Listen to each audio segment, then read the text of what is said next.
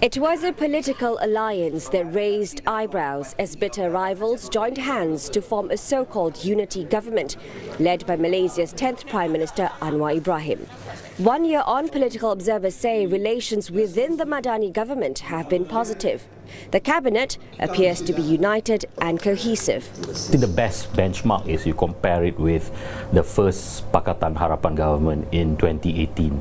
I think back then there were a lot more public disagreements on core issues, on fundamental issues, that eventually led to the collapse of the PH government. So in that sense, I think they have improved a lot. They have some members of the political party, they learn to compromise, work with their long-term enemies, and learn to more importantly learn to govern, to prioritize their fights, pick their battles. The Madani government also took the reins amid a challenging global economy.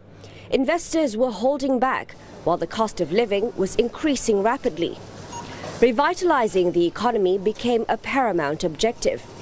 And so there was an urgency to actively attract foreign investors.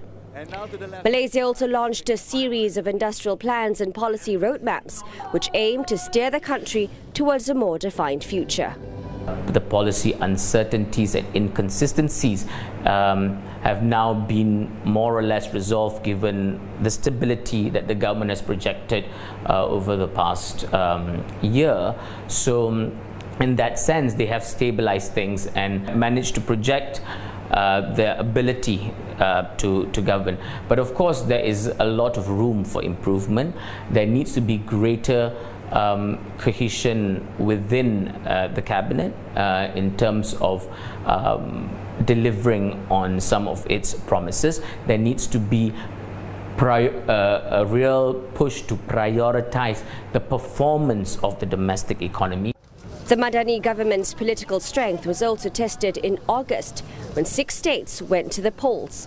The electoral battle ended in a draw, but the outcome highlighted a concerning trend: the obvious decline in support from majority Malays. And this has nothing to do with just that whether this government can deliver on bread and butter, can lower the price and so on.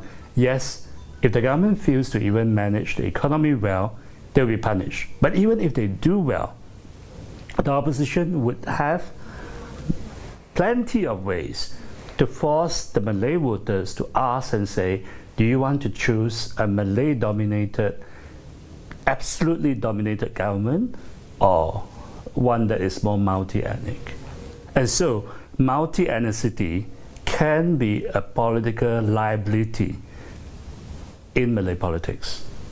In an interview to mark his 1 year in power, Prime Minister Anwar Ibrahim dismissed accusations that his administration was not Malay or Islamic enough.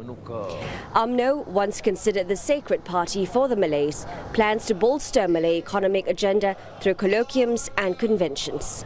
Although approval ratings fell from 54% in November last year to 41% currently, Prime Minister Anwar Ibrahim said that 1 year was too short a time frame to fairly assess his administration, and ministers need to be given the opportunity to improve their performance.